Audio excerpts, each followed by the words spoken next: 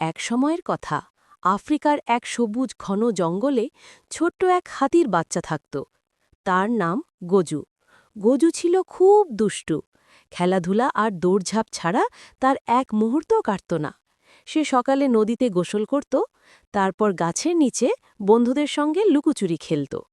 কিন্তু একদিন গজুর মনে হল, প্রতিদিন একই জায়গায় খেলি, একটু দূরে গেলে কেমন হয়।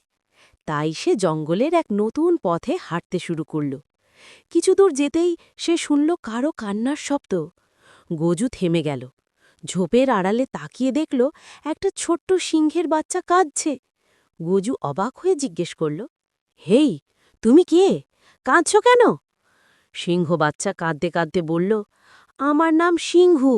আমি মায়ের সঙ্গে শিকার খেলতে বেরিয়েছিলাম, কিন্তু পথ হারিয়ে ফেলেছি। এখন আমি বাড়ি খুঁজে পাচ্ছি না। গজু একটু ভেবে বলল, চিন্তা করো না, আমি তোমাকে তোমার বাড়ি পৌঁছে দেব। সিংহ অবাক হয়ে বলল, তুমি আমাকে ভয় পাও না? আমি তো সিংহ। গজু হেসে বলল, তুমি তো আমার মতোই বাচ্চা।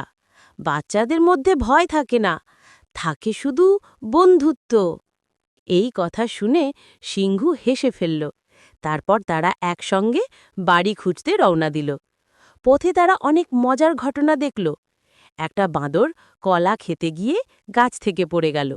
একটা রঙিন টিয়া পাখি তাদের রাস্তা দেখিয়ে দিল। আর এক জায়গায় তারা দুজন মিলে এক কচ্ছপকে গর্ত থেকে উঠিয়ে দিল। ধীরে ধীরে তারা নদীর ধারে পৌঁছল। সিংহু নদী পার হতে ভয় পাচ্ছিল। তখন গজু বলল, ভয় পেও না, আমার পিঠে চড়ে বসো।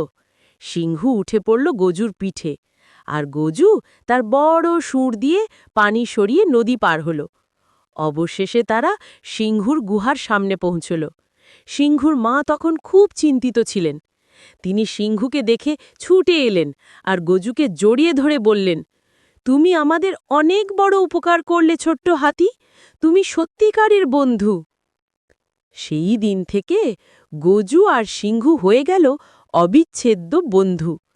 প্রতিদিন তারা দেখা করত, একসঙ্গে খেলত, হাসত, গান গাইত। একদিন জঙ্গলের অন্য প্রাণীরা বলল, হাতি আর সিংহ তো একসাথে থাকতে পারে না।